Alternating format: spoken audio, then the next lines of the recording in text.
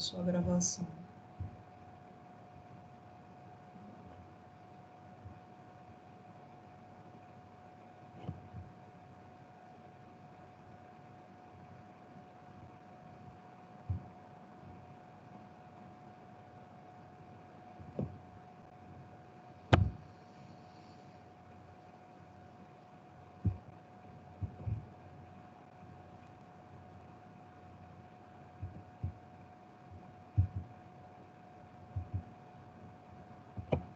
Então, vamos falar do sistema tegumentar, que abrange a pele e os seus anexos. É muito importante, pessoal, que nós tenhamos conhecimento, né, da anatomia e fisiologia da pele, porque ela é o primeiro órgão o qual nós temos acesso na clínica, na cirurgia, né? Então, a gente consegue avaliar o estado do nosso paciente, né, em termos assim clínicos, visuais, né, pelo estado da sua pele, né, a sua aparência geral, clínica, né, tem muito a ver com o estado da pele, né, a gente tem acesso a ela, ela fica externa ali, né, a sua camada superficial, né, então nós avaliamos muito o nosso paciente de acordo com o estado. E a pele também, pessoal, ela é utilizada para muitos parâmetros clínicos importantes, né? A gente consegue avaliar, claro que de forma subjetiva, mas que funciona muito bem, o grau de hidratação, por exemplo, do paciente, né? De acordo com a elasticidade. Deixa eu admitir aqui, Luciana. De acordo com a elasticidade do seu tecido subcutâneo ali, né? Quando a gente faz o teste de turgor cutâneo, por exemplo, né? Então, é bastante importante que a gente tenha esse conhecimento aí, domine o conhecimento. Então, vamos seguir sem mais delongas. Estou aqui só admitindo o povo.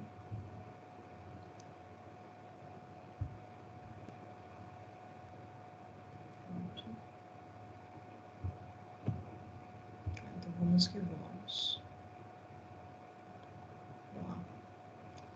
Então, quando a gente utiliza o termo tegumento comum, é a mesma coisa que pele e anexos, ou sistema tegumentar, como é o título da aula ali, né? Então, tegumento comum, pele e anexos, sistema tegumentar, são todos termos sinônimos, são todos a mesma coisa, né? Então, o sistema tegumentar abrange a pele, propriamente dita, e os seus anexos, que são os pelos, as glândulas, garras, cascos, cornos, chifres. Tá? São todos eles aí. Professora, não está aparecendo slide aqui para mim, não. Oi? Você já colocou o slide? Porque não está aparecendo aqui, não. Já, estou passando. Estranho, para mim não está aparecendo. Para mim tá.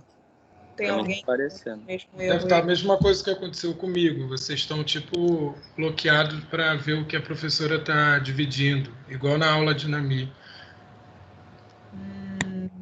Pode Talvez ser pela também. maneira que vocês entraram. Vocês estão, Para tipo, mim como também está convidado. aparecendo que você não pode exibi-lo devido à política do administrador. Viu? A mesma coisa que apareceu comigo na aula de NAMI. Tá entrando como convidado, não aparece, né, o slide. Gabi, tenta falar com elas, tenta achar elas aí e manda alguma mensagem. Porque depois que a NAMI falou comigo, deu certo. Aí depois eu consegui, como se tivesse desbloqueado para mim, entendeu? Deixa eu ver aqui. Eu estou como participante e não estou visualizando o vídeo, não. O slide não. Ô, Jéssica. Oi. Jéssica, qual o seu nome todo? Jéssica da Fonseca Ribeiro? Isso. Vou te mandar um convite aqui para você entrar com seu novo login. Você tá com ele? Não, né? Então, eu tento botar a senha, nunca consigo. Nunca consigo. @, sua senha do portal? Isso.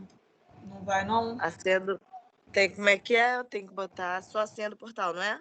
É K, o K maiúsculo, K maiúsculo e a senha do K portal do maiúsculo com a lado? senha do portal, isso. Com a sua senha do Tá. portal, Eu vou aluno. tentar aqui de novo, então. Tenta só que eu já te mandei o convite aqui por dentro mesmo para poder você entrar no.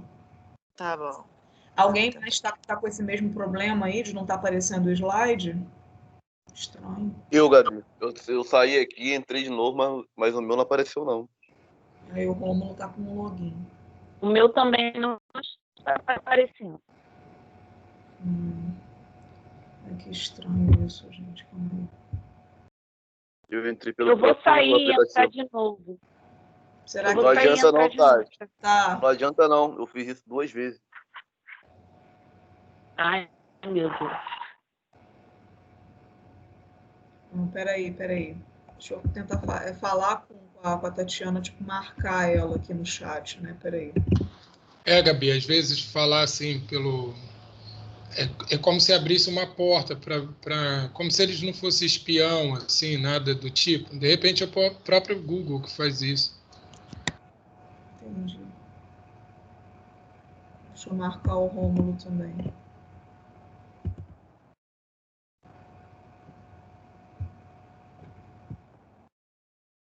Será que é isso?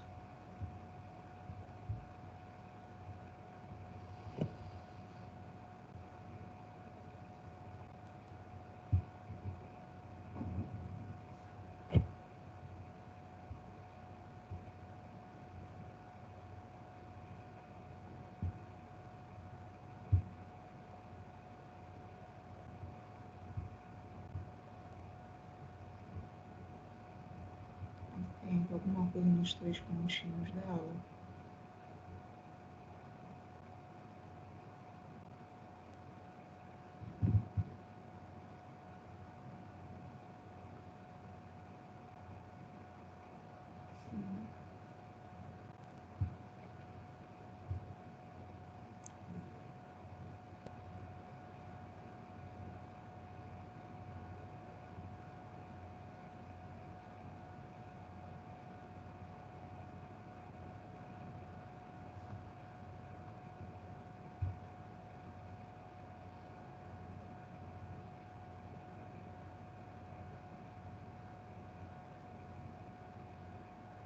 Tatiana resolveu? O Rômulo, vocês estão conseguindo agora que eu marquei vocês aqui? Nada, professora. Continua a mesma coisa. Mas eu não quero atrasar a aula, não. Pode continuar. Você pode continuar, ô, Gabriela, porque a aula fica gravada e eu tento assistir depois. Uhum. Entendi. Caramba.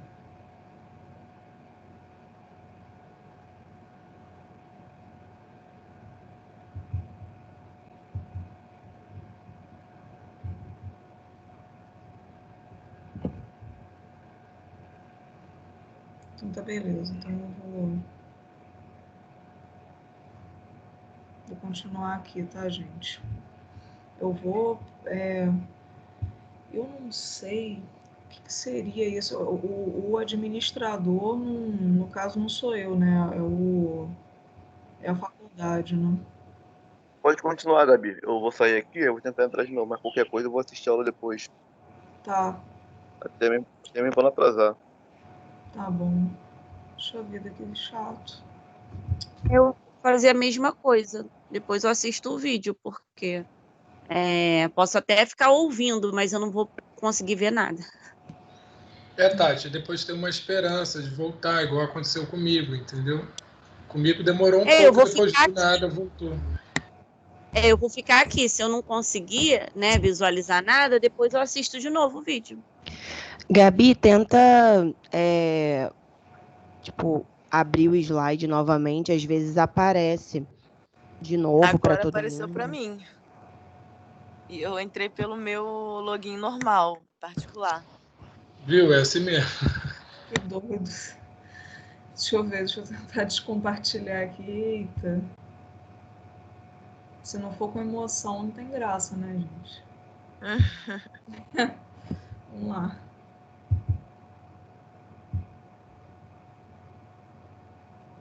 Ó, voltei. Algum progresso? Não. Infelizmente, não.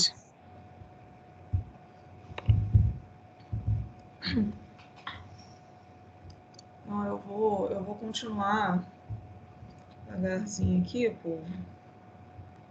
Então, e qualquer coisa, assim, de vez em quando você entra e sai de novo, então opta por ver o vídeo, mas pode continuar.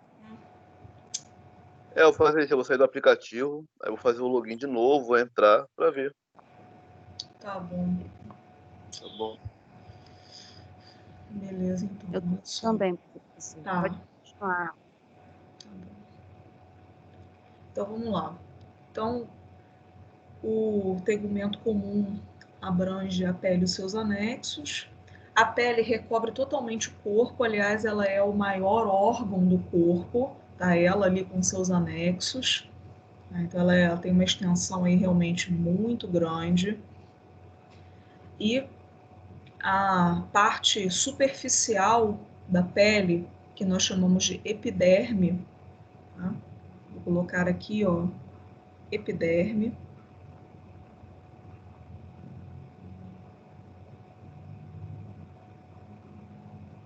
Tá? Então, a epiderme recobre, né, a derme, que é a camada mais profunda da pele. Tá? A classificação histológica da epiderme é um epitélio estratificado, porque ele tem diversas camadas, pavimentoso, porque a sua camada mais superficial é composta por células achatadas, e queratinizado, porque ele é reforçado por queratina, que é uma substância produzida pelas próprias células, pelo próprio epitélio. Ela é uma substância que dá uma impermeabilidade para a pele, para a epiderme, para a sua camada mais superficial. Então, a gente tem a queratina não só como produzindo ali a dureza e impermeabilidade da epiderme, mas ela também dá resistência e dureza às especializações da epiderme, como os cascos, as unhas, os cornos, tá? Todos eles são anexos ali, especializados da pele, mas reforçados com a queratina. A queratina é essencial para que o corpo do animal, para que a epiderme sintetize esses anexos, tá? Para que eles sejam produzidos e sejam ali mantidos da forma fisiológica, da forma anatômica comum, normal. Tá? Vamos lá.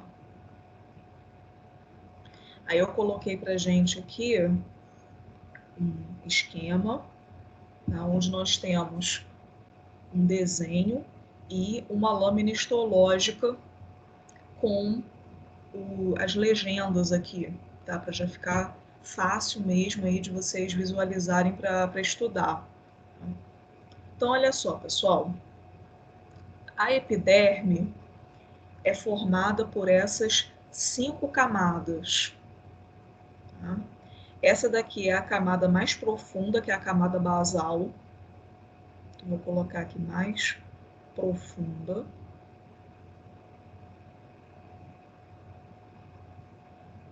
Tá?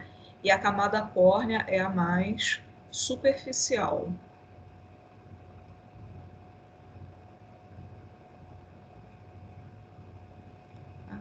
A camada córnea, inclusive, é a que nós conseguimos tocar, né? Em nós mesmos, ou então nos animais ali, né? Embora os animais domésticos aí que a gente tem mais acesso sejam em sua maioria encobertos por pelos, né? Então a gente toca nos pelos e não na camada córnea.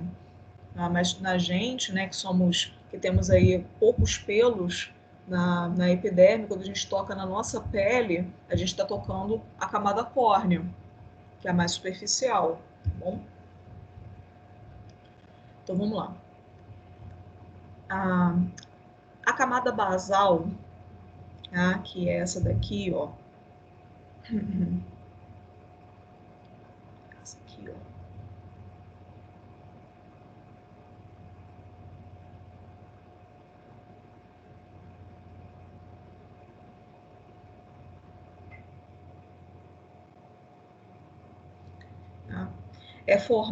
Essa camada aqui é formada por células indiferenciadas. Tá? A gente pode olhar aqui numa lâmina histológica também, ó, esse daqui é hematoxilina e eosina, tá? É um corante aí histológico que a gente utiliza muito, né? Uma coloração histológica que a gente utiliza muito, né? A hematoxilina e a eosina mantém os núcleos corados de roxo, tá? E os citoplasmas de rosa. Tá? Então, é o que a gente está observando aqui, todos os pontinhos, tá? Todos os pontinhos roxos que vocês estão observando, sejam os mais escuros ou os mais claros aqui, são os núcleos das células, enquanto a parte aqui que está rosada são os seus citoplasmas. Tá? Então, a camada basal, né, quando a gente observa ela aqui na lâmina histológica, a gente vê que os núcleos dessas células são mais arroxeados. Ó. Tá? A gente vai ver a parte de técnica histológica e das principais colorações na aula depois dessa daqui. Tá? Depois da avaliação, a gente continua essa e vamos ver a parte de técnica histológica, que é bastante interessante. Tá? E vocês vão ver com mais detalhes como que a gente faz uma lâmina histológica, como que a gente cora, né? Quais os tipos de observação que a gente pode fazer com uma lâmina como essa daqui, tá? O que possibilita. Então, ó, essa camada basal então tem os núcleos bastante arroxeados. O que isso significa? Que são células, né, ali jovens, são células que estão ali com a sua síntese proteica em plena maquinaria ali de metabolismo, então um metabolismo bastante intenso, né? Então os núcleos aqui bem arroxeados é como nós identificamos as células da camada basal.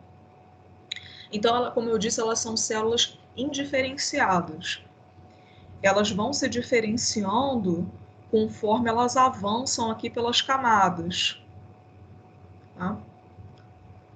Gabriela, como que nós chamamos essas células aqui da epiderme? Elas têm um nome, assim como os neurônios lá no sistema nervoso? Elas têm algum nome próprio? Sim. Nós chamamos essas células aqui de queratinócitos, porque eles são produtores de queratina. Tá? Então, o nome delas, né, é queratinócito.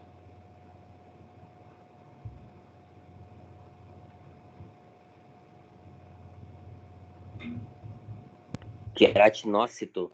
Queratinócitos, de queratina. Isso, queratinócitos.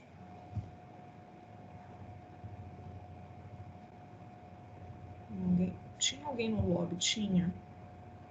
Sumiu.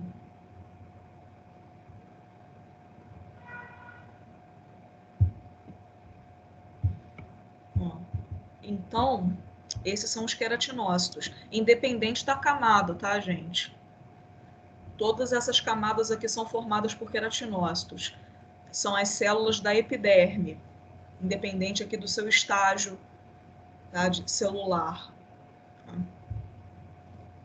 Então, esses queratinócitos da camada basal, então, são as células indiferenciadas.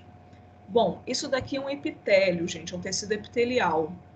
Tá? Então, ele vai se gerando aqui por camadas, realmente. Então, esses mesmos queratinócitos aqui da camada basal vão ser empurrados para mais superficial aqui, conforme os próximos forem nascendo. Tá? Então, eu tenho essa camada aqui atualmente de queratinócitos basais, né? Os próximos queratinócitos basais que nascerem, tá, vão empurrar esses aqui para mais superficial. Então, eles vão subindo, vão sendo empurrados pelos próximos que vão nascendo. Tá? Bom, aí olha só. Conforme os queratinócitos vão sendo empurrados, eles vão se modificando, eles vão passando por diversas modificações celulares. Tá? Então, esses aqui que estavam na camada basal agora vão ser empurrados na direção da próxima, que é a camada espinhosa. Tá? Aí eu quero que vocês notem a diferença aqui, pessoal, olha só. Aqui na camada basal a gente vê os núcleos, ó, super arroxeados, né? Então são células indiferenciadas. Aqui na camada espinhosa, que é a próxima, eu quero que vocês notem que os núcleos vão ficando mais claros, olha lá. Então eles vão ficando mais clarinhos ali.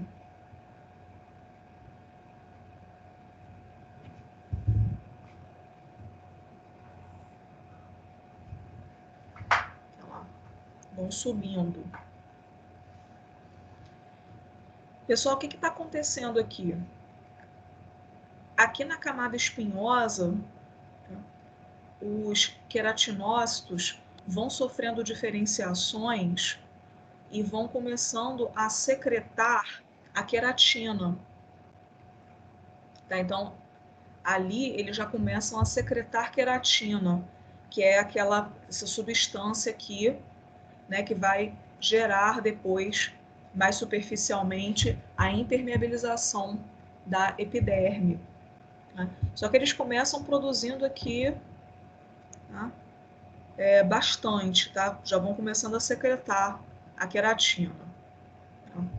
Então, essa é a camada espinhosa. Então, aqui é assim, né? Vai em frente que atrás vem gente. No caso que atrás vem outras células, né? Os que tinham acabado de vir aqui para a camada basal vão empurrar esses aqui agora da camada espinhosa e vão tomar a camada espinhosa. E os que estavam aqui na espinhosa vão para a próxima, que é a granulosa, para mais superficial aqui. Aí, olha só, pessoal, na camada granulosa, a gente vê que os núcleos estão ficando bastante claros, ainda mais claros do que na camada espinhosa. Né? A cromatina vai ficando bastante diluída, vai ficando bastante ali esticada, né, desses núcleos.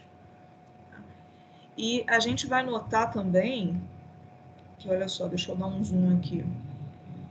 Algumas células, né, já estão ficando até com o núcleo inaparente. Olha aqui, ó, tem umas que estão com o núcleo inaparente. O que está acontecendo? Olha a cor também do citoplasma. Olha a cor. Aqui na camada basal o citoplasma estava clarinho. Aí na espinhosa ele já começou a ficar um rosa um pouco mais escuro. Aqui na granulosa está um rosa choque. Tá? O que está acontecendo aqui? Essas células, na verdade, estão morrendo. Tá? Elas estão morrendo mesmo. Tá? Elas estão produzindo aqui tanta queratina e a queratina fica muito rosa. Tá? Quando corada pela eosina, ela fica muito rosinha. É um rosa bem forte. Então, elas vão perdendo aqui os seus núcleos, porque na verdade elas estão morrendo. Elas vão ficando com essas formas aqui alongadas, cada vez mais alongadas, né? Porque elas, na verdade, vão se esticando aqui, produzindo a queratina, e a queratina vai englobando essas células de uma tal forma que elas, uma hora, não conseguem mais se nutrir, então elas morrem. É uma história parecida com a do tecido ósseo, só que no tecido ósseo elas continuam se nutrindo porque elas têm ali a arquitetura dos canalículos, né, das lacunas, tudo bonitinho. Então as células continuam vivas, embora englobadas pela sua matriz calcificada. Aqui não. Tá? Até porque lá no tecido ósseo é tecido conjuntivo, então a arquitetura é um pouco diferente, mas se a gente for pensar em termos de produzir uma substância e ser banhado por essa substância sem que ela deixe chegar nutriente para a célula, né? É bastante parecido. Tá? Só que aqui elas realmente morrem. Então, aqui na camada granulosa, elas já estão nesse processo de morte já celular.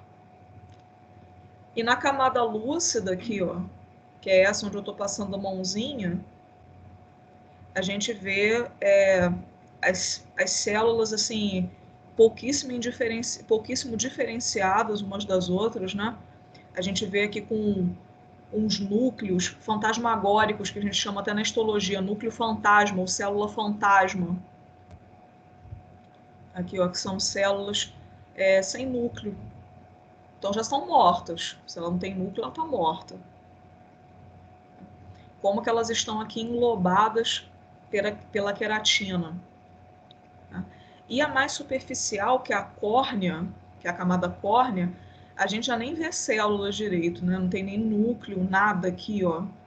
Elas estão englobadas, é uma massa de células mortas, banhadas por queratina na córnea. Então, se a gente olhar para a nossa pele aqui, né, o que a gente consegue observar, na verdade, é um bloco de queratina, uma camada de queratina com um monte de célula morta.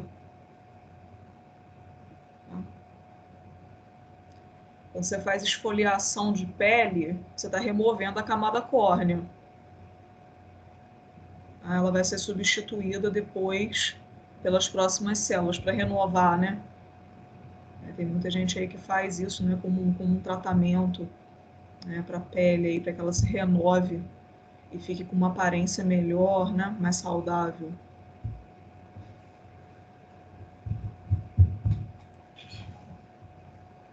Então aqui vamos para o esquema, olha só, o desenho esquemático.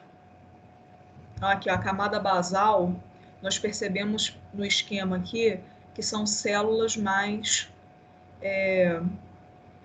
voltadas para uma aparência cúbica, né, uma aparência mais cúbica aqui, ó, mais gordinhas, mais encorpadas. Conforme elas vão avançando aqui, ó, para a parte espinhosa, para a camada espinhosa. As camadas a gente também pode chamar de estrato, tá, gente? Estrato e camada são sinônimos. Tá? Em histologia, anatomia, mesma coisa.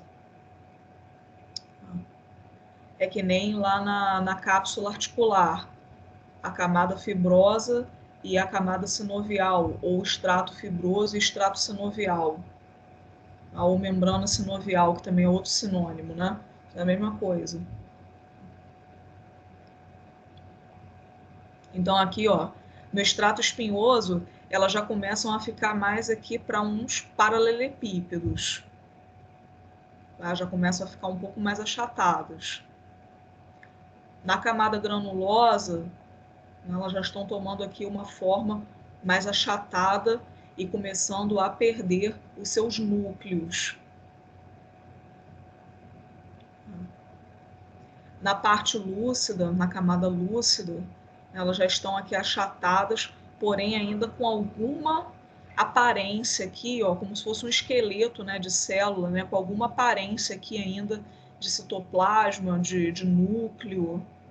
Elas ainda já estão mortas, na camada lúcida elas já estão mortas, mas ainda tem aqui as suas carcassinhas, né, como se fossem os seus esqueletos, né, celulares aqui.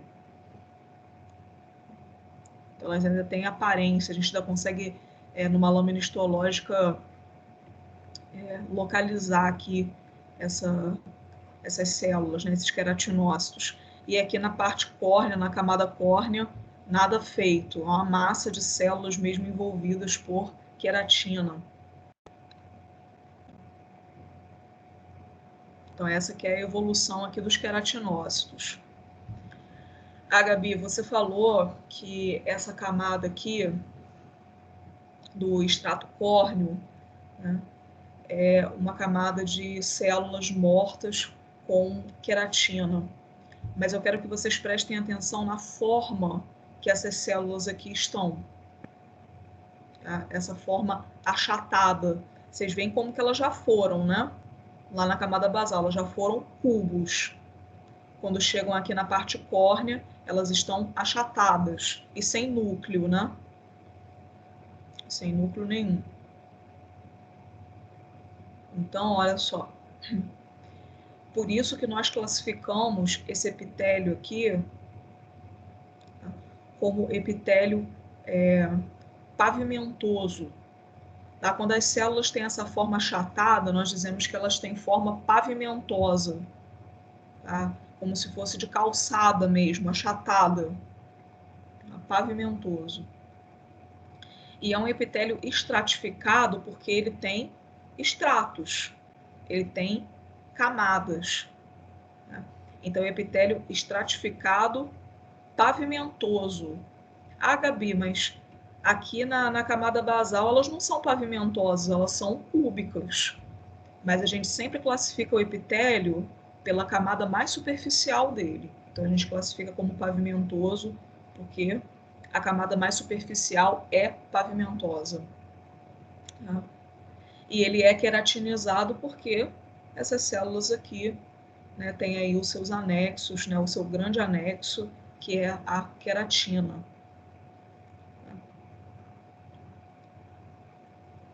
Dúvidas em relação a essas camadas da epiderme? Não? Então vamos lá.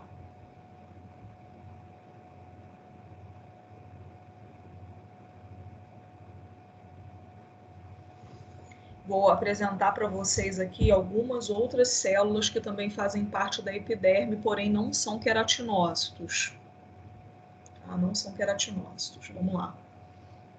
Eu vou apresentar para vocês aqui o melanócito. Melanócito é essa célula aqui em verde, ó, que parece até um polvo, parece até um polvinho, ó. Essa célula verde aqui. Deixa eu dar o zoom de novo. Essa célula aqui. O melanócito, gente, é especializado na produção de melanina. A melanina é aquele pigmento escuro que é secretado pelos melanócitos aqui entre os queratinócitos. Tá? Então, a melanina é secretada aqui entre eles. Tá? Por isso que ele tem esses prolongamentos aqui, esses prolongamentos citoplasmáticos, como se fossem uns podócitos, né? Então, ele secreta a melanina aqui para justamente proteger as camadas mais profundas da epiderme, principalmente a camada basal. Principalmente a camada basal. Então, a melanina é secretada aqui. Ela funciona aí como um filtro, né, de luz, de raios ultravioleta.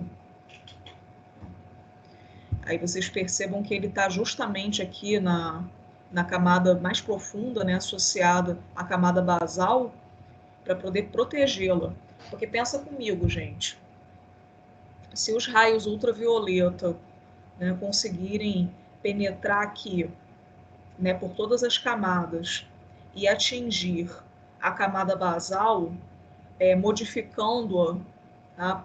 Por exemplo, causando aí um câncer, uma neoplasia de pele, a tendência desses queratinócitos da camada basal vai ser, na maioria das vezes, se replicar aqui defeituoso. Então, se essa camada basal for danificada, a pele toda, a epiderme, né? A epiderme toda é danificada. Todos os queratinócitos vão continuar nascendo defeituosos aqui, caso esses raios ultravioleta consigam causar essa displasia, né? Essa displasia celular aqui. Então, por isso que os melanócitos estão aqui para protegê-los. A gente tem aqui também a célula de Merkel, ó. A célula de Merkel funciona como um receptor de pressão. Então, é uma célula nervosa, na verdade é um receptor, né? É um receptor de pressão. Então, quando ocorre aqui uma força, né, vinda daqui de fora, que aperte, que pressione a epiderme, a célula de Merkel vai ser modificada, né, ela vai ser apertada aqui também, será modificada, e um potencial de ação será gerado aqui, um potencial receptor, né, e depois um potencial de ação, levando a uma despolarização dessa fibra aferente, né, que vai pela medula espinhal, ou então pelo nervo trigêmeo, se for na cabeça, né, avisar lá para o sistema nervoso central que aquele ponto da pele sofreu uma pressão tal, em tal região. Então, essa aqui é a célula de Merkel. Gabi, Oi? você pode só repetir de novo sobre o melanócito? Claro, posso sim. O melanócito é essa célula aqui que é responsável pela produção da melanina. Então, a melanina que ele produz, ó, vou colocar em preto aqui, ó. A melanina tem essa cor aqui escurecida.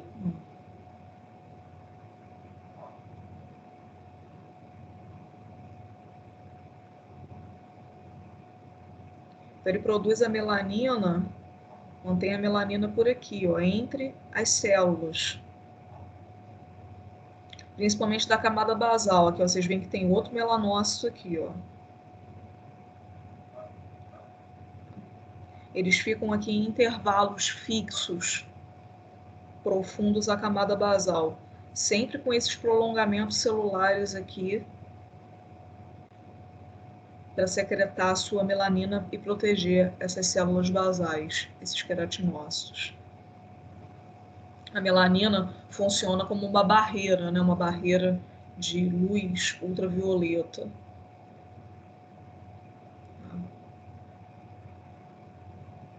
Então, por mais que a luz ultravioleta consiga penetrar aqui pelas camadas mais superficiais, a melanina funciona aqui como um escudo para justamente proteger as células da camada basal para que elas não sejam modificadas e a epiderme toda começar a ser sintetizada de forma defeituosa. Tudo bem? Foi? Foi. Professora, queria só que a senhora explicasse novamente sobre a célula de Merkel. Claro, explico sim. Por favor. Olha só, a célula de Merkel... Deixa eu apagar aqui minha baguncinha. A célula de Merkel, ela funciona como um receptor.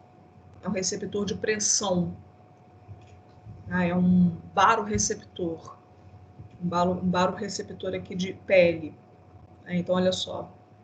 Ela está localizada ali, né? Ela está não tem essa cor.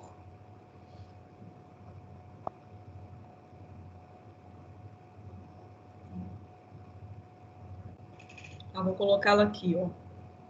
Célula de Merkel. Ela está aqui entre as camadas, né?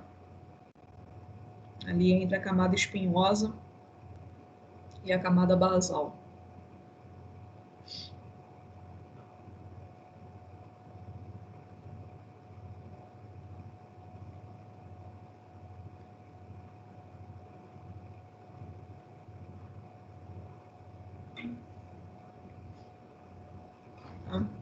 Olha só.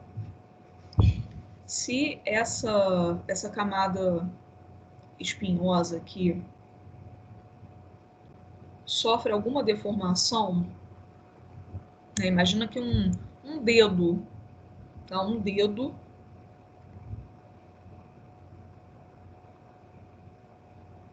veio aqui, ó, e pressionou a pele, você apertando a sua pele, num ponto aí qualquer. Você apertou. Quando você aperta aqui, ó, faz pressão, todas as camadas vão se deformar, né? Elas vão ser apertadas, pressionadas aqui. essa pressão que elas vão sofrer, né, vão se deslocar aqui e vão pressionar a célula de Merkel. Só que a célula de Merkel é um receptor. Quando a célula de Merkel é pressionada, eu vou aumentar aqui, bonitinho para vocês. Quando ela for pressionada, ela vai se deformar assim, né? Ó. Foi apertado aqui. Aí, se eu desenhá-la maior,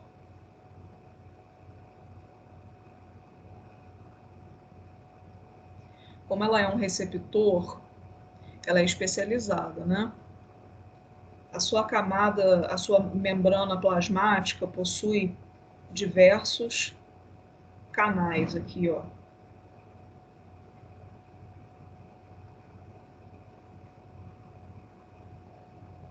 Esses canais, enquanto ela está na sua forma relaxada, eles estão fechados. São canais de sódio.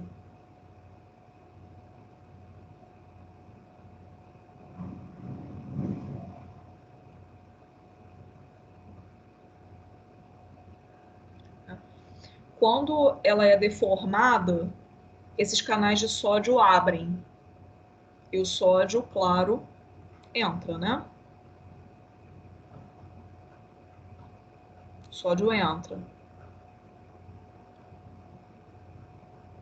Essa entrada do sódio vai gerar um potencial receptor, né? Dependendo da quantidade de sódio que entrar, a gente vai ter o potencial receptor mais elevado ou mais baixo.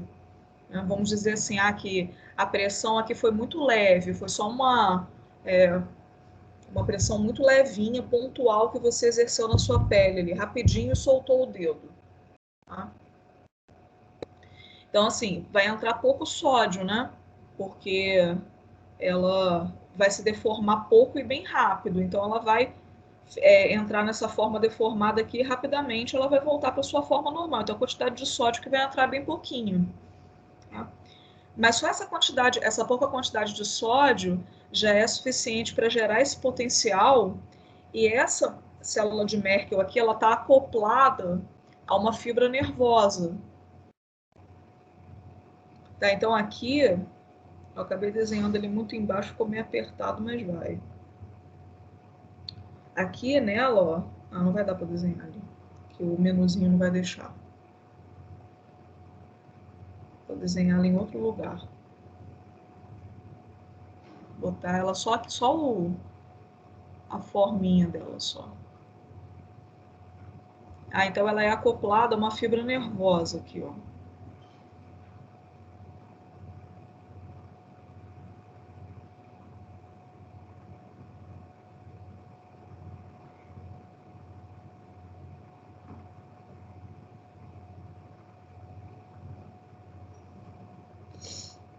Essa fibra nervosa aqui, né, vai sofrer despolarização também, né? Quando a célula de Merkel sensibilizá-la, né, devido aqui ao seu potencial receptor, ela vai sofrer uma despolarização rápida, né, porque a pressão foi pouca, que eu estou usando aquele exemplo da pressão rápida e leve. Tá? Vai gerar aqui um potencial de ação bem rápido. Isso daqui vai lá para a medula espinhal, né? Neurônio pseudo-unipolar. Medula espinhal. Vai percorrer ele todo o trato. Vai percorrer fascículo graxo, fascículo cuneiforme ali do tato, né? E tudo. Chegar lá no tálamo, no córtex, vai ser interpretado como um toque leve naquela região da epiderme. Se a pressão for mais alta, se a pressão aqui for bastante prolongada, a quantidade de sódio que entra é maior, consequentemente, o potencial receptor vai ser mais alto também. E a despolarização também aqui vai ser mais prolongada. Então, é assim que o tálamo, né, e o córtex vão interpretar essa pressão que foi exercida. Então, essa que é a nossa querida célula de Merkel. Estamos entendidos? Dúvida? Valeu, professor. Obrigado. Certo, nada.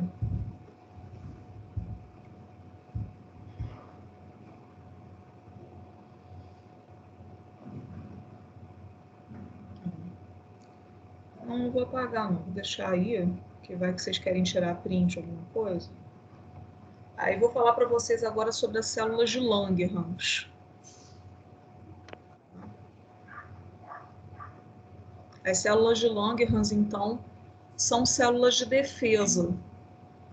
São células de defesa que estão presentes aqui entre as camadas da epiderme. Normalmente, entre a camada basal e a camada espinhosa. São células de defesa, são macrófagos. Tá? São os macrófagos da epiderme. São macrófagos.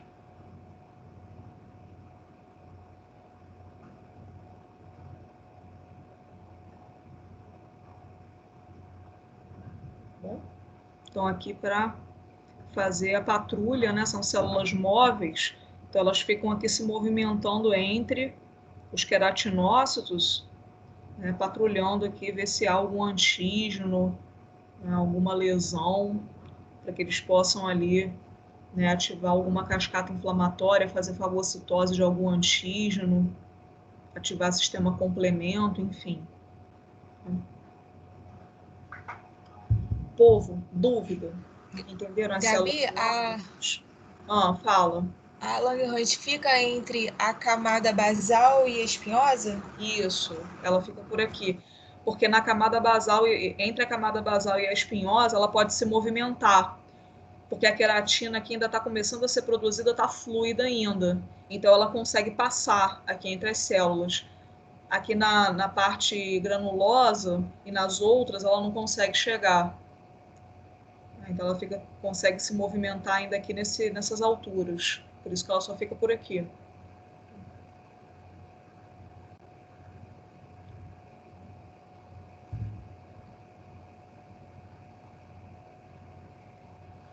Pessoal, dúvidas?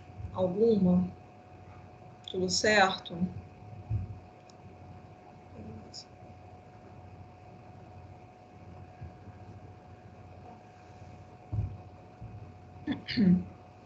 Olha aqui, povo. Eu quero que vocês notem uma coisa. Olha só. A epiderme não é vascularizada. Vocês estão vendo algum vaso aqui? Não tem. Ela não é vascularizada. Tá? Nossa querida epiderme é avascular. Quem é vascularizada é a camada profunda, a epiderme, que também faz parte da pele, que nós chamamos de derme. Deixa eu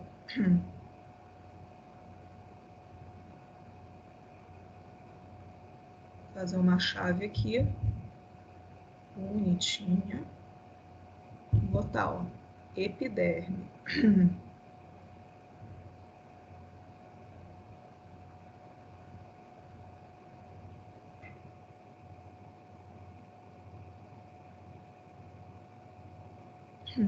O próprio nome já diz, né, gente? Epiderme, acima da derme. E a derme está aqui.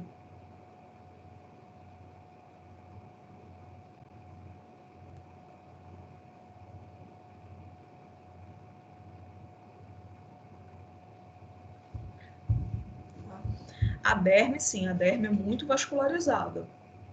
A derme é bastante vascularizada. E olha só, pessoal. A derme se organiza de forma a gerar essas papilas aqui, ó. Tá? Deixa eu só delimitar aqui para vocês a caneta.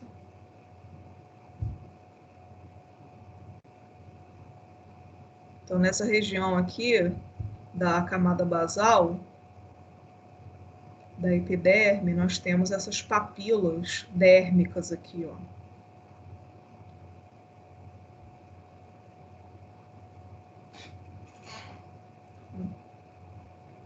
Então, aqui estão as papilas dérmicas. Para quê? Para que essas papilas são emitidas pela derme?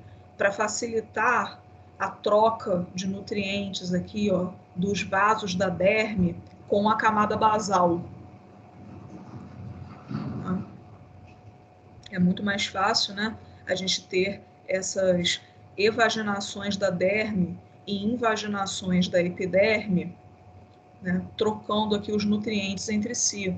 É aquela mesma lógica das microvilosidades lá no sistema digestório, dos vilos também. Tá? Se a gente for pensar, são vilos, aqui são papilas, né, que aumentam aqui a superfície de troca. Como a epiderme não é vascularizada, ela depende da derme, né, com seus muitos vasos sanguíneos, né, vocês podem observar aqui, ó, vocês podem observar aqui na derme, ó, os seus vasos sanguíneos. Então aqui a gente tem uma artéria e uma veia, ó, sendo emitidos. Deixa eu só colocar um vermelho aqui. Então eles vêm, ó, e fazem esse trajeto aqui mais sinuoso, né, mantendo aqui a mesma forma da papila para poder emitir os nutrientes aqui no interstício, na camada basal, né? Na camada basal e nutrir essa camada. Tá? Aí vocês também podem chegar à conclusão do seguinte: quanto mais distante da derme, né, mais difícil vai ficando a chegada de nutrientes para essas células. Ainda junta com o fato delas estarem aqui produzindo a queratina, né, e se impermeabilizando. Então já fica complicada a chegada dos nutrientes para elas aqui, ó, da granulosa, da lúcida, da córnea. Com essa barreira que elas colocam de queratina, realmente leva essas células à morte.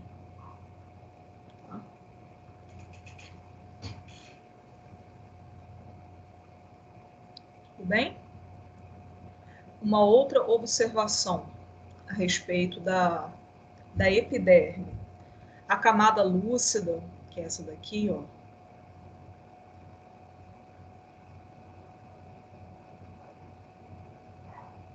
está presente na pele grossa.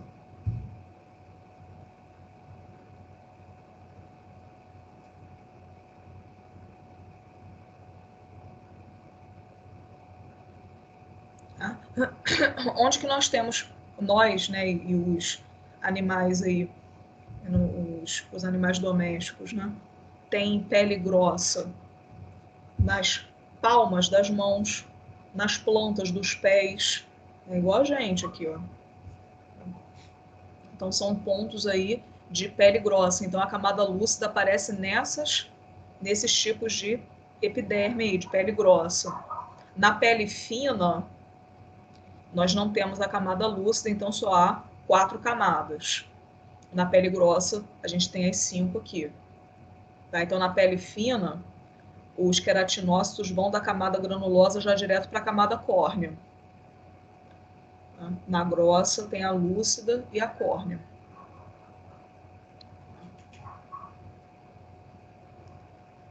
Pessoal, dúvida? Alguma coisa aqui?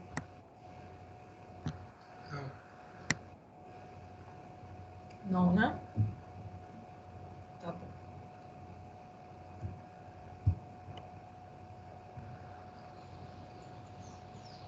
A camada grossa é a granulosa, né, para a lúcida. E a fina da lúcida para a córnea. Eu não entendi, William. Tá baixinho o seu áudio. Tá ouvindo? Agora eu tô. A camada granulosa é da pele grossa até a lúcida. Da lúcida para a córnea é fina, é isso? Não, eu tava falando que na pele grossa nós temos a camada lúcida, é onde ela está presente. Na pele fina, ela não existe. Então, na pele fina, os queratinócitos vão da camada granulosa direto para a córnea. Não tem o estágio da lúcida. E na pele grossa, a gente tem a lúcida e a córnea. Na pele fina, então, a gente tem 4 camadas de células, e na grossa, 5. Essa lâmina histológica que eu estou representando aqui para vocês é uma lâmina histológica de pele grossa. Se fosse fina, não teria a lúcida. É isso que eu estou dizendo aí para vocês.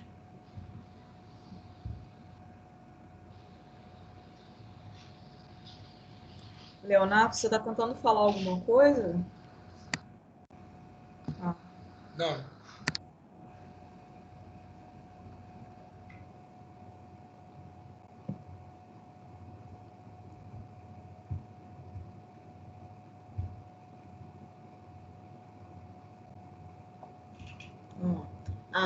Só mais uma consideração aqui, ó. A derme é formada por tecido conjuntivo denso. Tá? Tecido conjuntivo denso. Vocês veem aqui que a arquitetura do tecido conjuntivo é bem diferente do tecido epitelial, né? Como a gente conhece o tecido conjuntivo, ele tem característica de ter muita matriz, né?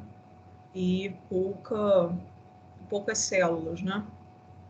Já aqui no tecido epitelial, a gente tem muitas células e elas são bastante justapostas, muito próximas umas das outras. Já aqui, no tecido conjuntivo, a gente tem menos células e muita matriz, né? Então elas são bastante espaçadas aqui umas das outras.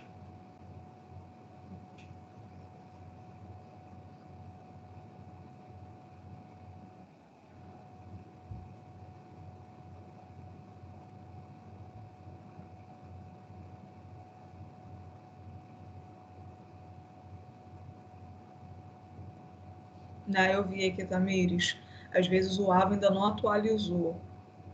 Pode ser que ele não tenha atualizado ainda, não tenha disponibilizado o material para vocês ainda. Que já está lá, já botei. Eu vou ver depois, vou ver na hora do intervalo se ocorreu algum erro lá. Tá? Vou deixar.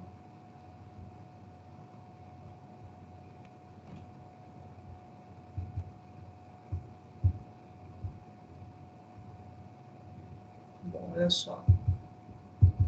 Um outro local, pessoas, que nós encontramos pele grossa é aqui na região externa do nariz, ó. Tá? Não do nosso, nem dos equinos, tá? Mas aqui, ó, no carnívoro, tá? No pequeno ruminante também não, tá? No carnívoro, no grande ruminante, né, no bovino, né, nós encontramos uma pele grossa aqui nessa região, ó. Essa região aqui que circunda as narinas do animal. Isso aqui é pele grossa.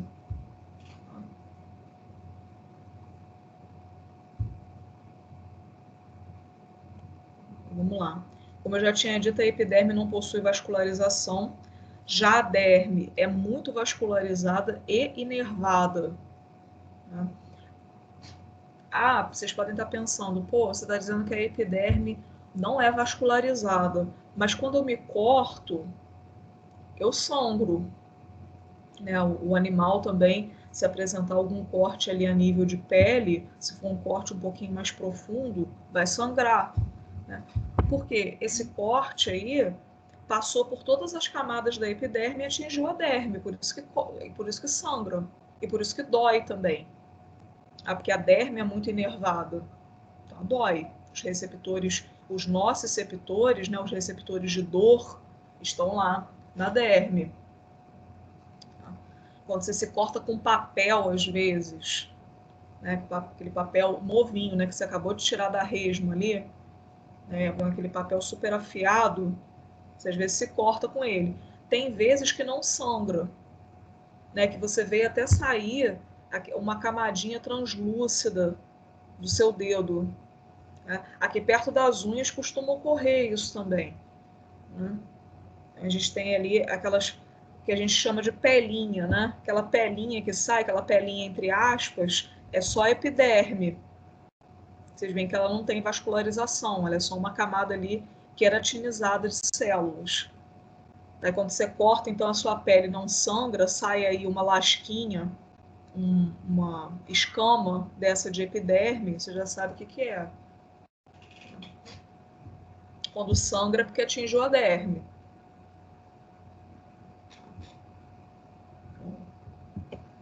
Então, como eu coloquei aqui para vocês, ó, as papilas da derme, que são essas aqui que a gente estava estudando, né, ó. As grandes papilas da derme aqui, ó, para poder facilitar a troca de nutrientes ali com a camada basal.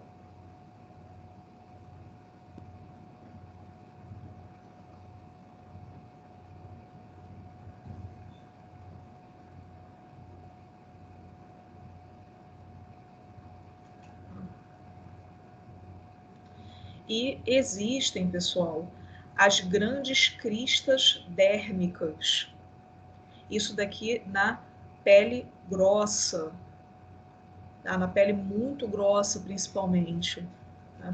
Então, aqui nessa lâmina histológica, né, nós estamos vendo as papilas dérmicas, que são ainda mais baixas aqui, com menos, né, desenvolvimento.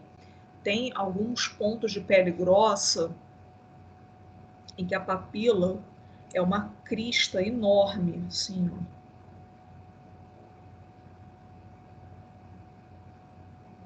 Ela é bem mais alta. Isso quando a pele é muito grossa, quando ela é muito espessa, quando a epiderme aqui tem uma camada lúcida e camada córnea muito espessa. É o exemplo daqui, ó, do nariz, da parte externa aqui do nariz, do carnívoro, por exemplo, principalmente do cão, né? Do canídeo, né? Essas cristas dérmicas são tão altas, tão grandes, né, que nós conseguimos ver aqui os pontos em que elas se desenvolvem mais, ó. Né? A gente vê aqui que a pele ela fica com essas depressões aqui, ó, essas formas deprimidas aqui, ó. Isso porque as cristas dérmicas são muito altas, né? Então acaba que a epiderme também, em alguns pontos, aqui no ponto, olha só, a gente tem aqui uma crista dérmica enorme. Enorme. Aí a epiderme, por sua vez, né, vou colocar ela aqui complementada de vermelho, ela afunda também pra caramba, né, porque essa fossa aqui entre as cristas é muito funda. Então, esse ponto aqui onde a epiderme afunda, são esses pontos que a gente vê aqui, ó, na macroscopia, ó, sulcados aqui, ó, deprimidos. São exatamente esses pontos aqui onde a epiderme adentra entre as cristas dérmicas.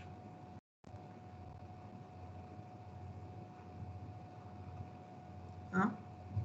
Então, gente, nas pontas dos nossos dedos, nós observamos muito bem isso, né?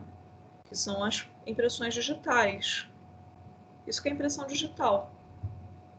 Tá? E o interessante é que cada um de nós tem essa impressão digital única. Tá? Então, é uma forma que a gente tem de identificar, né? Individualizar de forma concretíssima, né, aquela pessoa. E eu digo para vocês que aqui no focinho, né, no nariz dos canídeos, acontece a mesma coisa. Eles têm uma impressão aqui na região do nariz que é única para cada indivíduo. A gente podia realmente fazer carteira de identidade para os cães, ó. Só que não ia ser impressão digital, ia ser impressão nasal.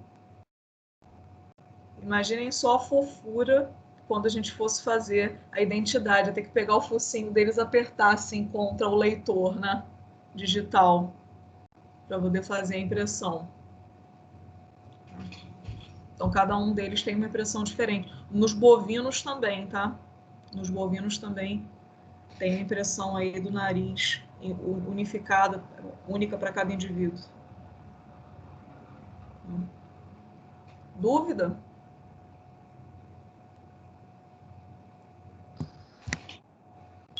Não. Nope. Tá.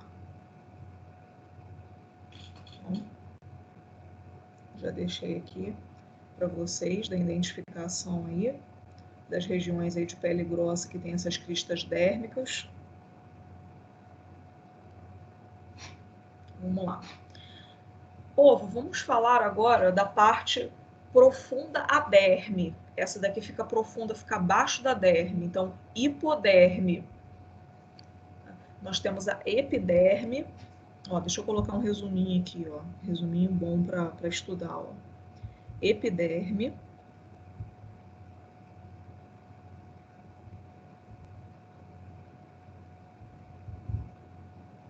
Tecido epitelial.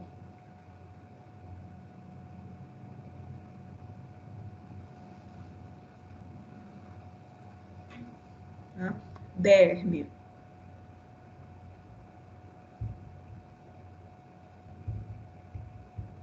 Tecido conjuntivo.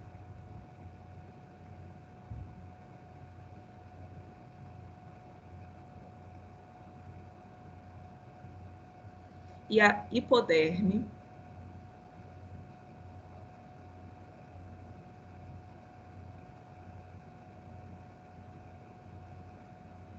tecido conjuntivo,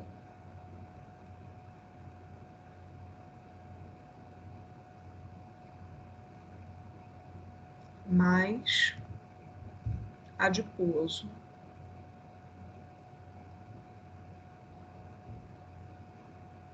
Que é o tecido aí gorduroso. O tecido adiposo é um tipo de tecido conjuntivo também, tá? Quando eu digo tecido conjuntivo, assim, ó, é o tecido conjuntivo propriamente dito. Aquele que tem os fibroblastos, os fibrócitos. Esse tecido conjuntivo aqui, ó. Esse, ó. Esse aqui é o tecido conjuntivo propriamente dito. A gente vai ver que o tecido conjuntivo tem as suas especializações, como o tecido ósseo, é um tipo de tecido conjuntivo modificado. O tecido cartilaginoso também, tecido conjuntivo. E o tecido adiposo também é outra forma de tecido conjuntivo, só que é especializado. Então tá aqui ó, o resuminho para vocês depois estudarem aí. Ó, tá? Isso aqui é um resuminho do resuminho, tá? Porque aqui eu não estou dizendo qual é o tipo de tecido epitelial da epiderme, nem o tipo de tecido conjuntivo da derme, nem o da hipoderme. Eu só estou colocando de forma mais geral aqui para vocês não esquecerem os tipos de tecido, tá? Que formam essas camadas. Então vamos lá. Aqui tá, ó, no slide, tecido conjuntivo propriamente dito frouxo, mais o adiposo, que é a hipoderme. A gente vai ver melhor esses tipos de tecido conjuntivo mais para frente nas próximas aulas, tá? A tela subcutânea ou hipoderme, tela subcutânea é um sinônimo de hipoderme, tá? A mesma coisa. Tecido subcutâneo, tela subcutânea e hipoderme, tudo sinônimo, tudo a mesma coisa. Então, olha só, vai variar em quantidade e espessura, dependendo da localização e da espécie, tá? Na espécie. Por exemplo, os carnívoros,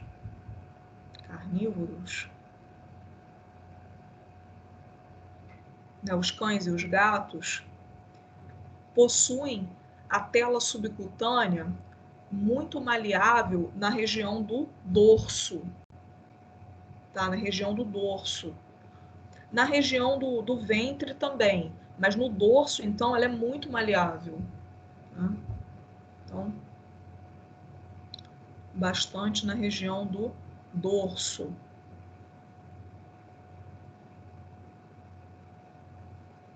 Vou botar aqui mais ou menos no ventre.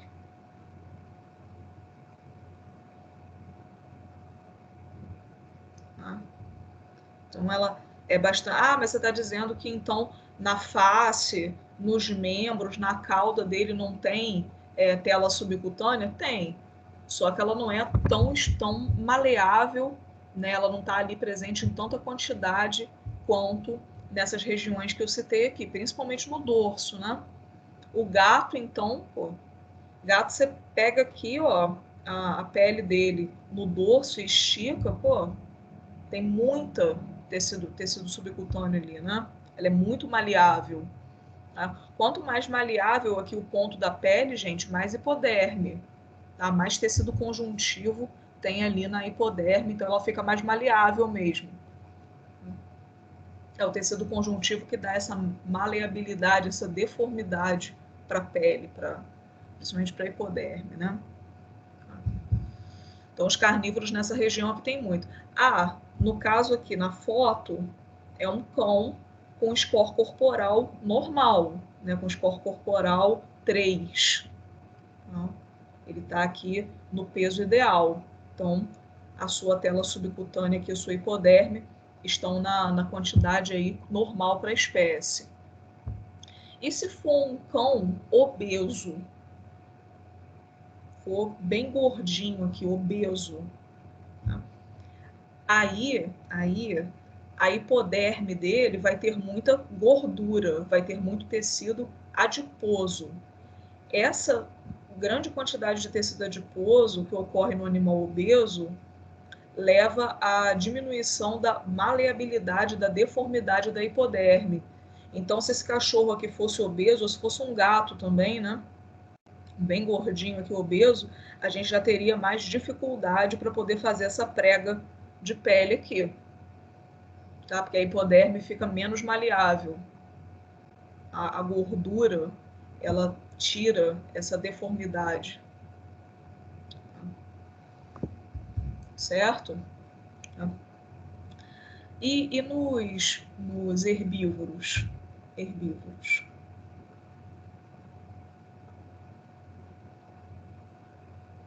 Estava falando dos herbívoros domésticos, tá? Então, estou falando do equino e do ruminante. Eles vão ter aqui mais maleabilidade no pescoço.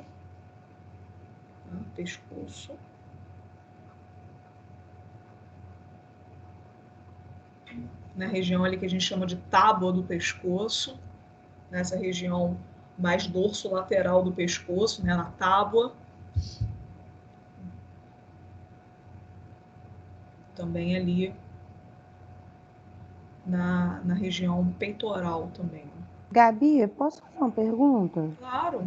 Tipo, a gente às vezes vê, quando o veterinário puxa assim a pele para ter uma ideia se o animal tá desidratado ou não. Aí quando ele tá desidratado, como é que tem que estar o aspecto assim? Quando você puxa a pele, eles conseguem ver dessa forma também. Isso. Aí como é que eu consigo perceber assim, fazendo isso para ver que ele está desidratado? É quando a pele demora a voltar mais? Como é que é? Eu vou explicar para vocês, é o próximo tópico da explicação aqui. Esse aqui que ele está fazendo, no caso, né, é o teste do turgor cutâneo. A gente vai aprender isso daqui já. Vou falar para vocês. Olha só. Então, no herbívoro, pessoal, lá na tábua do pescoço, a gente tem mais facilidade de manusear a pele desse animal, inclusive fazer o teste de turgor cutâneo, né? Então, para aplicar, por exemplo, também uma injeção subcutânea, a injeção subcutânea é aqui, ó, é aplicada na tela subcutânea. Então, para um herbívoro, a gente pode fazer ali na região da tábua do pescoço. Já no carnívoro, a gente faz no dorso, né? Nesse ponto aqui todo do dorso dele, a gente pode aplicar. Vamos lá. E o suíno? Vocês veem que o suíno não citei aqui de forma mais específica, porque eles aqui já estão no slide, ó. O suíno, gente, independente do seu score corporal, tá? Não interessa. O suíno tem ali a sua tela subcutânea muito permeada por gordura. Ele tem muito tecido adiposo, muito. Né? Inclusive é o que forma o bacon. O bacon que é consumido aí mundialmente, né? O bacon é a tela subcutânea dele, do suíno. Ele tem ali a sua hipoderme, praticamente assim, um bloco de gordura, né? Aquela gordura bem durinha ali, né? Então, a gente tem como fazer teste de turgor cutâneo no suíno muito difícil, né? Porque ele não tem maleabilidade. Não tem maleabilidade.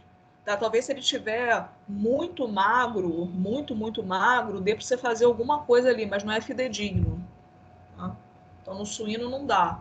Mas a gente tem outras formas de aferir grau de hidratação no porco, né? A gente pode fazer, por exemplo, o TPC, tá? Que eu vou explicar para vocês o que é também. Teste de perfusão capilar. Tá? O tempo de perfusão capilar é a mesma coisa. Tá? Em relação a isso daqui, gente, vocês vão querer tirar print? Eu posso apagar? Posso, né?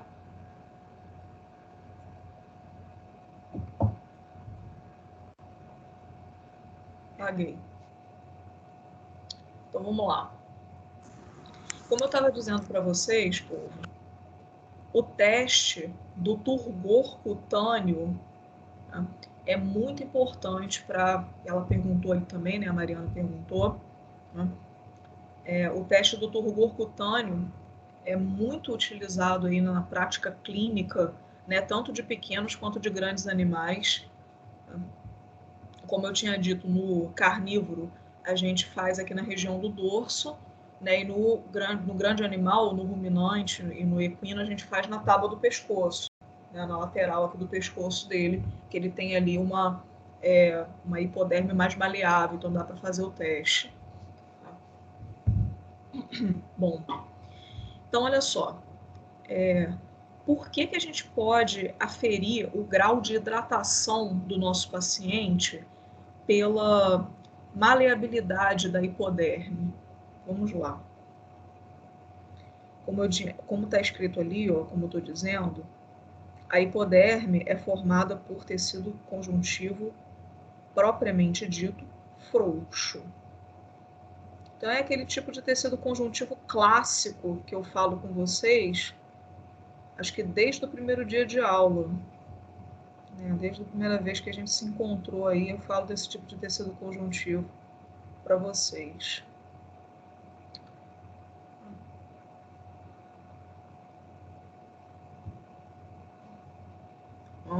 Então, é um tecido conjuntivo que tem muita matriz, né? Muita matriz extracelular aqui. E essa matriz extracelular contém água. Né? Contém água, muita água. Né? E mais ali os componentes da matriz, que são em sua maioria proteicos e sacarídeos, né? Os glicosaminoglicanos, a elastina, colágeno. Né?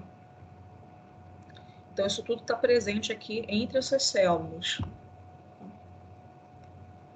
Se o animal está normo-hidratado, né, o grau de hidratação dele está normal, normo-hidratado, que é o termo que a gente usa, né, essa matriz aqui está com a sua quantidade de água fisiológica, normal. Então, quando eu fizer essa prega de pele aqui e soltar, né, a deformidade da hipoderme está mantida, está normal, porque ela tem o seu grau normal de água aqui, a fluidez da matriz está normal, né, e a pele volta para sua forma normal ali, vai voltar depois a ocupar aqui o seu local de costume no dorso desse paciente, tá? No tempo aqui menor do que 2 segundos. Tá? Então, a sua matriz aqui está com uma quantidade de água normal. Então, a gente diz que o animal está normo-hidratado. Agora, se o animal tiver com algum grau de desidratação, aí a gente vai medindo de acordo com o tempo. tá? Com o tempo de retorno aqui da pele para o seu lugar. Se o animal estiver desidratado, a gente perde água aqui na matriz, né? Então, a matriz fica sem a sua fluidez normal.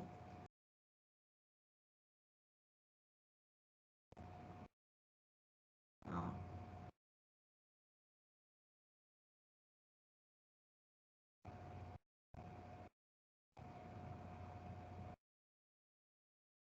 Perde água, fica sem a sua fluidez normal.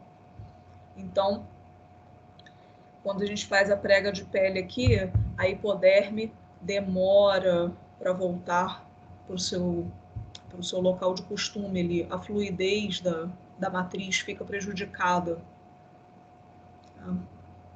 É a mesma coisa de um gel, né? A matriz extracelular aqui do tecido conjuntivo é como se fosse um gel. Se o gel tiver com a hidratação normal, ele é fluido, né? Ele tem ali a sua fluidez e a sua deformidade. Se a gente desidratar, ele vai ficando cada vez mais duro e menos maleável. Então é isso que acontece na desidratação. E é um teste extremamente eficaz, né? Ele tem aí alguns vieses, por exemplo, da idade do animal. Se for um animal mais jovem, como o tecido conjuntivo dele tem muito colágeno, ele acaba ficando mais fluido, mesmo que o animal esteja desidratado. Então a gente tem que adaptar isso se o animal for bem jovem. Se o animal for mais idoso, ele perde muito colágeno aqui na matriz. Então ela fica menos fluida. Por mais que tenha água, às vezes o animal está normo-hidratado, idoso, né? Você faz o teste de turgor cutâneo nele, a pele demora para voltar, mas não é porque ele esteja desidratado, é porque a matriz dele tem menos colágeno, então ela fica menos deformável. Então isso aí tem que ser adaptado, isso daí é clínico, né? Você tem que ter esse conhecimento para poder avaliar o paciente da forma correta, né? Você não vai receber um paciente idoso, bem idosinho, né? Imagina aquele poodlezinho de 16 anos de idade, aí o tutor chega para você com histórico de vômito, né? O animal com histórico de vômito, vomitou uma vez o animal, né? Aí ele leva para você porque está preocupado, o animal já é idoso, né? Aquele tutor mais cuidadoso, né? Mais criterioso já leva para você. Aí ele leva e fala, olha, vomitou. Quantas vezes? Uma. Aí você vai fazer o teste de turgor cutâneo nele. Ah, tá desidratado, vou colocar para fazer fluidoterapia. Tá? Não, ele simplesmente tem aquele turgor cutâneo mais lento, porque ele é idoso, não é porque ele esteja desidratado. É um paciente que você vai internar porque vomitou uma vez, observar. Né? Você vai passar, claro, vai fazer a medicação toda para casa, o receituário, né? O protetor de mucosa, um antiemético para ele. Né? Se for já seu paciente, né, você vai averiguar o histórico clínico que você tem dele todo na ficha, né, ver o que pode estar causando realmente a causa primária, mas você não vai internar o animal porque vomitou uma vez. Agora, os caras chegar, não, ele está vomitando desde ontem, já vomitou mais 6, 7 vezes, aí sim, é preocupante. E não está ingerindo água, não está repondo, e é muito preocupante, ainda mais um animal idoso, né? Então, gente, esse conhecimento clínico, esse conhecimento de base, tá, é muito importante, certo?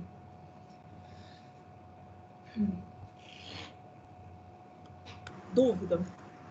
Gabi, existe algum risco de causar um trauma no animal levantando ele por essa prega no pescoço? Sim. Sim. Com certeza.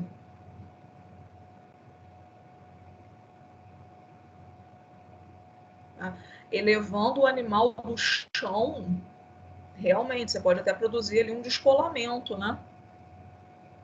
Um animal, por exemplo, esse cachorro aqui, cachorro pesado, você vai pegar e vai levantar, o animal pela pele aqui assim, pode causar até um descolamento, pode causar uma lesão, sim.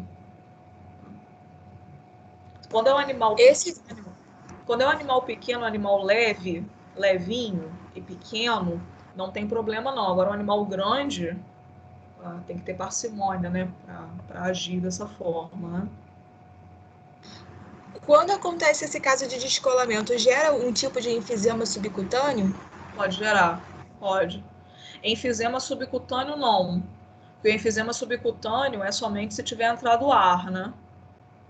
De alguma forma, se ela tinha alguma lesão aqui, alguma lesão de continuidade do ambiente para o tecido subcutâneo, aí entra ar. Aí pode causar, por exemplo, mordida, ou então algum corte, aí pode causar o enfisema subcutâneo, mas se não tiver nenhuma lesão, não. O que pode causar é uma inflamação. Você pode descolar, pode causar o descolamento aqui, ó. Deixa eu apagar essa baguncinha aqui. Pode causar um descolamento aqui, ó, da hipoderme com a derme, ou até pior, às vezes da derme com a epiderme, né? Aí vai causar uma inflamação aqui, pode causar um seroma, uma coleção de líquido inflamatório, mas de efizema não.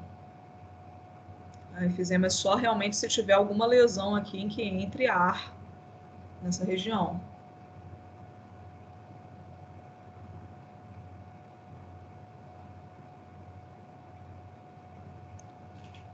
Então, sem dúvida, povo, vou explicar então o TPC. Tá? Então, esse daqui é o turgor cutâneo, teste do turgor cutâneo.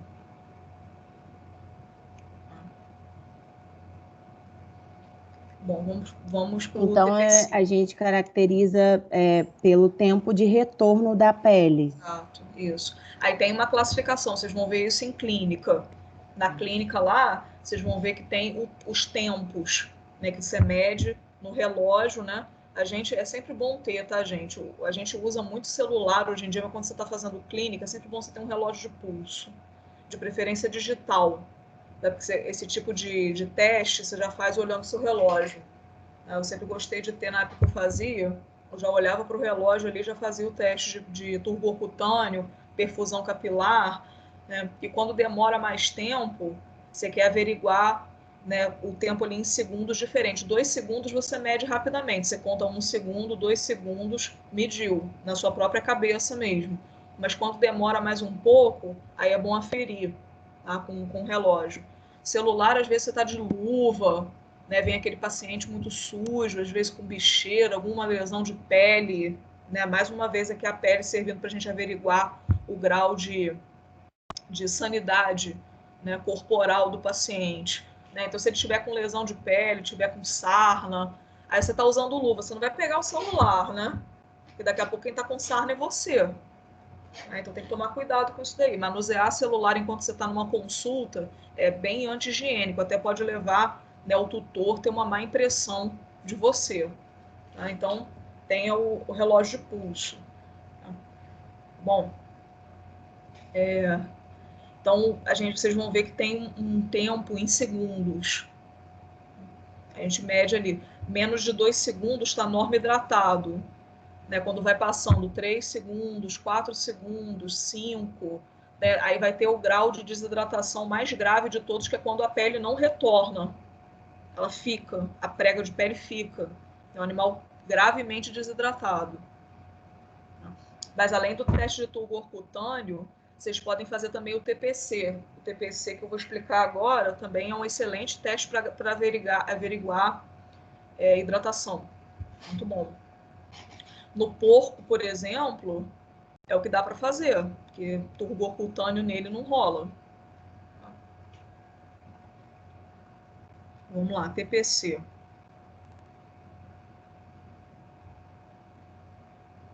Tempo de perfusão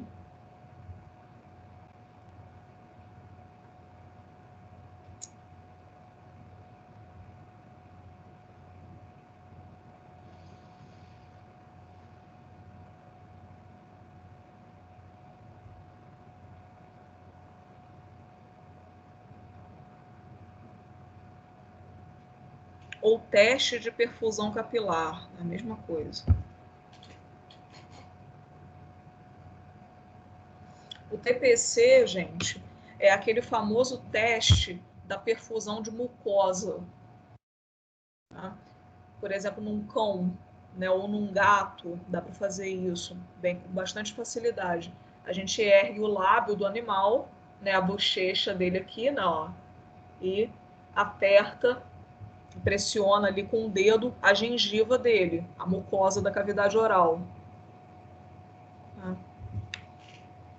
Aí você vai observar o tempo em que o sangue retorna para os capilares. Né? Quando você retira o dedo, ele está branco, porque você, com a pressão do dedo, retirou o sangue de dentro dos capilares. Né? Você retira o dedo, você observa quanto tempo que o sangue demora para retornar para os capilares. Mesma coisa, se for menor do que 2 segundos, o animal está normo-hidratado. Ele está com uma fluidez do plasma. Aí você está averiguando o sangue. Ele está com uma fluidez de plasma. Se demorar, é o mesmo princípio. O sangue também é tecido conjuntivo, né? O tecido sanguíneo é tecido conjuntivo. Tá? Então, a matriz do sangue é aquela matriz fluida, que é o plasma. Se o plasma está com pouca água, né, ele também vai ter menos fluidez e vai demorar para retornar aos capilares ali. O sangue vai demorar para retornar aos capilares. Você pode medir também o grau de hidratação pelo TPC. Eu, quando fazia, era turgor cutâneo e TPC. Eu gostava de fazer os dois, para ter certeza. Tá? Paciente idoso, por exemplo. O idoso, eu não confiava no teste de turgor cutâneo. O idoso eu já ficava, não, vou fazer teste de turgor cutâneo, posso até fazer, mas eu confio mais no TPC. Tem gato também, gato que é agressivo, gato que já está muito estressado. Se o nariz dele for róseo, se não tiver a cor mais escurecida, ou então mais com acastanhado, né? Se for um gato branco ou um gato frajola aí, né, preto e branco, e a região aqui dos lábios e do nariz dele forem sem não forem banhados demais pela melanina, o focinho dele for rosinha, dá para fazer o TPC no próprio nariz dele. Nem precisa ir na mucosa. Então, tem como averiguar também a hidratação por ali. Cachorro também, o cachorro que tem a trufa, né? Essa região aqui do nariz rosinha, né? Dá para você averiguar por ali. Mas pela mucosa é melhor. Se o animal não estiver querendo morder, não estiver estressado, dá para fazer tranquilamente. Dúvida?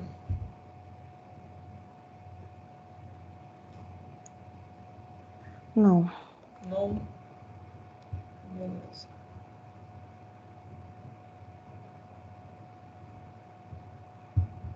Tem uma outra coisinha, uma outra consideração a respeito.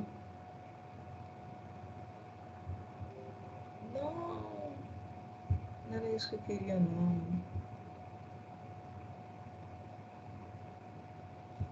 Deixa eu voltar a compartilhar.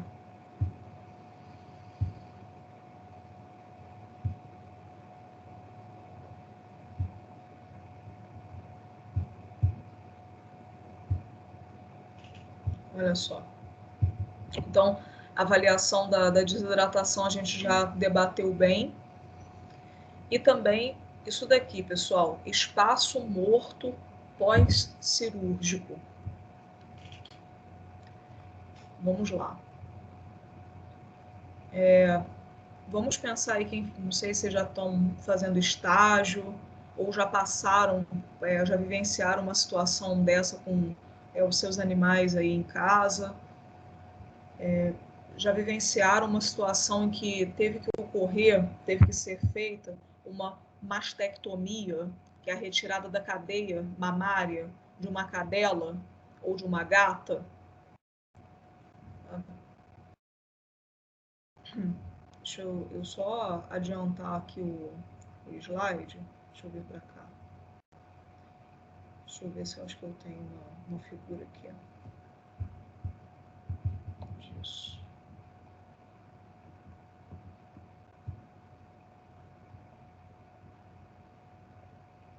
Aqui, ó. Só vou usar essa figura aqui como base de explicação. Tá? Os tumores de mama, os adenocarcinomas mamários em cadelas são muito comuns. Tá? E 50% deles são malignos. Tá? Então, eles são malignos em 50% dos casos. Então, a chance, né, que você tem ali, ao avaliar um tumor de mama em uma cadela, dele ser maligno é de metade, tá? 50%. Então, vamos lá. Vamos imaginar que eu tenho aqui, ó, essa daqui é a cadeia mamária da cadela. Né? Ela tem aí 10 glândulas mamárias, 5 pares de glândulas. Então, vou colocar aqui um tumor na torácica cranial dela. Vamos dizer que tem uma tumoração aqui, ó. Tá? E essa tumoração já foi feita a biópsia, foi feita aí toda a averiguação, né? Então ela foi diagnosticada como maligna, uma neoplasia maligna. Cresceu muito rápido, tem toda a clínica ali, os aspectos de uma neoplasia maligna mesmo, e depois foi confirmada. Tá? Bom, então, qual o procedimento correto a ser feito? Ainda mais essa glândula aqui que está muito perto do tórax, né? Ela está no tórax, aliás, né? Mas está muito perto do pulmão, né? Então a chance desse tumor aqui dar metástase para linfonodo e depois para o pulmão é muito alta. Então tem que tirar rápido. Tá? Não esperar ele crescer, não. Tá? Tem que fazer a excisão. Então, tirar aqui, gente, essa cadeia mamária toda, tá? Que a gente chama de mastectomia radical. Tirar tudo.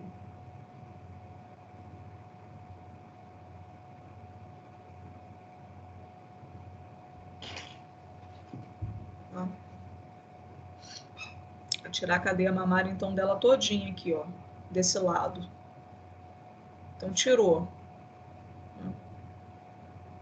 Aí, gente, ó, essa outra lateral de cadeia que vai ficar intacta, que ela não vai ser mexida, mas pensa comigo, quando a gente retira a cadeia de mama, a gente está retirando a pele também daqui, né? Até porque tem que ser feita uma margem de segurança aqui.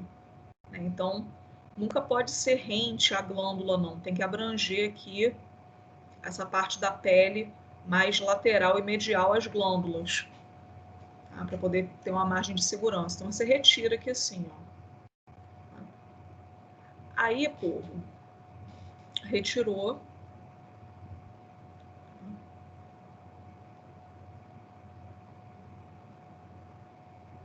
Você retira a glândula junto com a pele toda. Então, a hipoderme vai ficar exposta. A tela subcutânea vai ficar exposta aqui, onde a cadeia mamária com a pele adjacente foi retirada.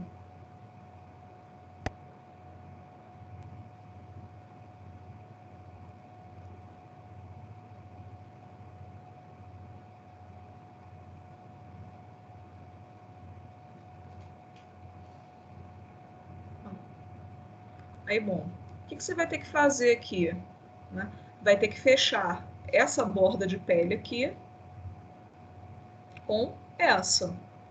Né? Vai ter que passar aqui, ó, fazer a sua síntese aqui, ó. Fazer a sutura aqui, ó.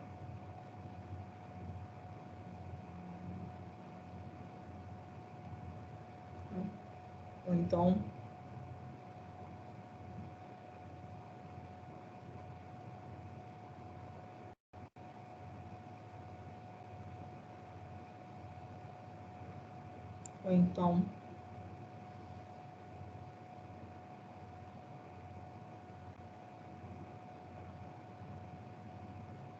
tudo depende do caso e do colega, porque ele vai escolher qual tipo de ponto que ele vai escolher para fechar isso daqui. Tá? Bom, povo, eu tive que aproximar, né, essa borda de pele com essa borda de pele aqui. Tá? Só que tem uma coisa. Essa região aqui toda, tá, da tela subcutânea ficou sem a sua superfície normal ali de costume, que era a glândula mamária e o restante da pele que estava ali em volta. Tá? Quando a gente fecha isso daqui, deixa eu colocar numa vista cranial aqui para vocês verem. Ó. Aqui está a borda de pele. Ó. Aqui está a epiderme e a derme. Ó. E a outra borda.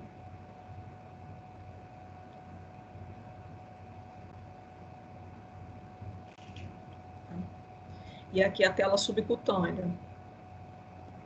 Que eu tinha posto em vermelho aqui, ó.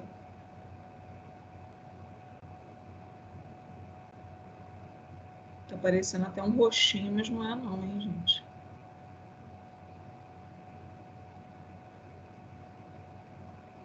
Ó. Tá? Então aqui, ó, pele, e aqui a parte subcutânea. Aquela estrutura toda que estava aqui, que era a glândula mamária, mais a pele, né, ficou sem nada aqui, ficou um espaço. Isso que a gente chama de espaço morto, tá? Espaço morto. Aí você vem e fecha aqui, ó. Aproxima essa borda dessa. Né? Fechou aqui com fio.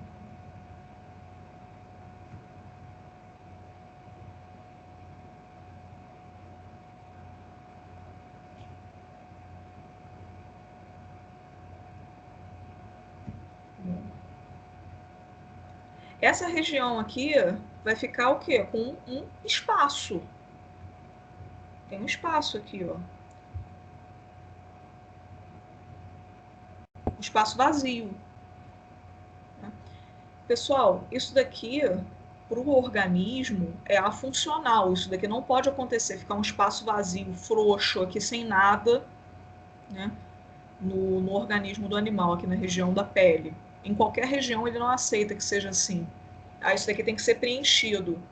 Né? Devido ao trauma, óbvio, né?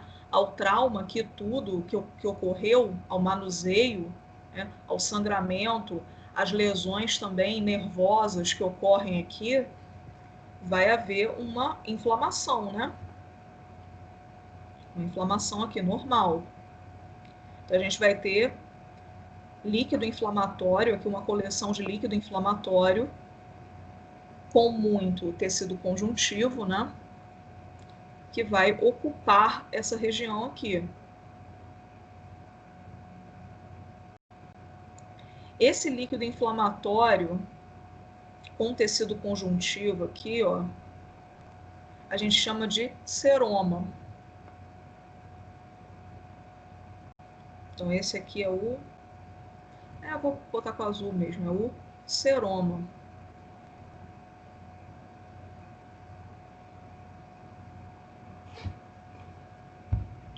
Tá? Dependendo, esse seroma aqui pode se acumular de tal forma que uma bolsa subcutânea de seroma se apresenta aqui na paciente. Tá? Isso aqui é péssimo para o pós-operatório, péssimo, porque esse líquido inflamatório aqui vai gerar uma pressão contra os fios de sutura, contra essa pele aqui que já está fragilizada, já está esticada, né? Dependendo da paciente também, se for uma paciente obesa, aí piora, né? Porque aí o seroma tem muita gordura também aqui de líquido. Péssimo. Paciente obesa é muito complicado também para isso aqui. Então, forma-se o seroma. É feio, gente. É horrível. A aparência é muito feia. O tutor fica assustado com aquilo ali. Né? Porque no lugar onde foi retirada a glândula mamária fica uma bolsa de líquido ali. Uma cadeia de bolsa de líquido. Isso aqui tudo fica cheio de seroma.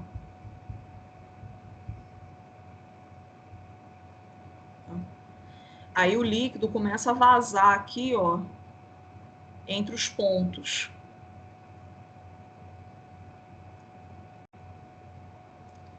fica com uma aparência ruim. Aí a paciente fica incomodada, vai querer lamber.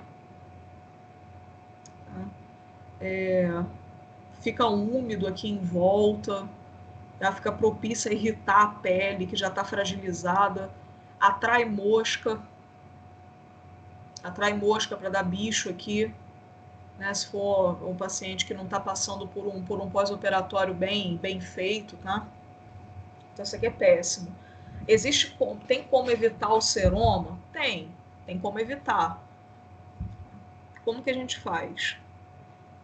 Quando for fazer a sutura, for fazer aqui o fechamento da parede, não esquecer de fechar o subcutâneo também. Se fechar só a pele, se fechar somente a epiderme e a derme, vai ficar um buraco aqui, vai ficar um espaço morto, tá? E vai acumular seroma. Isso é fato, isso é óbvio que vai acontecer. Tá? Então, quando for fazer a sutura aqui, fechar o subcutâneo para poder aproximar as duas bordas dele que ficaram livres aqui. Quando se aproxima o subcutâneo, o espaço aqui fica restrito, né? Ó. E aí, aproximou a pele também. Então, vai ter menos espaço para formar seroma. Tá? Vai ter menos espaço morto aqui.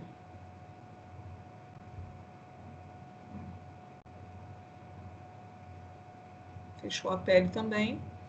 Então, não vai ter muito risco de formar. Ah, Gabriela, mas o fato de fechar o subcutâneo exclui totalmente a possibilidade de formar seroma? Não. Tá? Porque às vezes a paciente não está fazendo repouso, né? Tem tutor que não tem paciência, ou então o animal é muito agitado, fica gritando quando coloca preso em algum espaço para ele fazer o repouso, enfim. Né? O fato do animal não estar fazendo repouso vai aumentar o grau de inflamação aqui. Então, mesmo assim, pode formar seroma sim, mas vai ser em menor quantidade. Tudo bem? Em gata, é mais difícil evitar. Na cadela é mais fácil. A gata tem muita pele. O gato tem muita pele, tem muito tecido subcutâneo, então é um pouco mais difícil evitar o seroma no gato, na gata, né, no caso. Mas enfim, é isso. Estamos entendidos? Dúvida?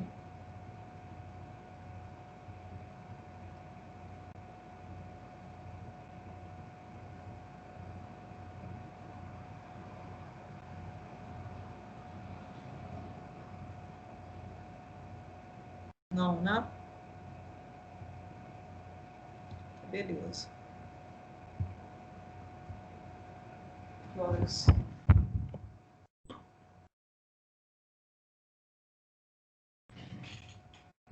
Gente, vamos fazer um intervalinho de 10 minutos? Pode ser? 10 minutinhos? Sim. Beleza. Professora, bom dia. Aproveitando o intervalo, eu queria perguntar sobre a questão da AV1. Como é que vai ser? Vai ser pelo formulário? Vai ser discursivo? Isso, pelo formulário, múltipla escolha. Múltipla escolha, né? Uhum. Múltipla escolha Tá. do formulário, do Google. Tá, ok. Muito obrigado. Do mesmo jeito que eu mandei para vocês o questionário, nada. Ó, são 10h23. Daqui a pouquinho a gente volta, tá? Umas 11h33 aí a gente... 11, ó, 10h33 a gente volta. Daqui a pouquinho.